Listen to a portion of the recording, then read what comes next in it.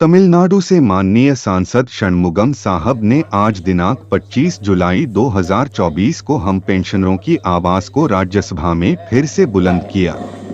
This is a very unique social security act in the world.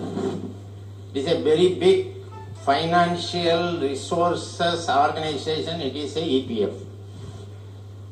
Sir, after 20 years, a family pension scheme was evolved. In 1972, 1.16% from the employee, 1.16% from the employer, and 1.16% from the government was contributed. The worker who died while on the harness of the working time, they will be given the pension. Sir, after repeating demand, in 1995, a pension scheme was evolved.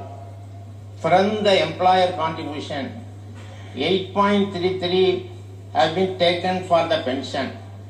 1.16% was given by the government for the pension contribution. Sir, in 2014, while the UPA government, the minimum pension was increased 1,000 rupees. Subsequently, we demanded so many times. Sir, you know, even the old age pension, they are getting more than the 1,200 pension. But after 20 years, 30 years working, they are getting the very poor pension.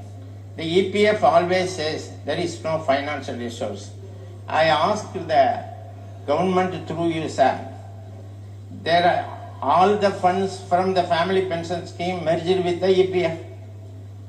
All the corpus fund of the retired employees who died after 95, their fund also merged with that. The unclaimed fund, lakh of rupees has also be there.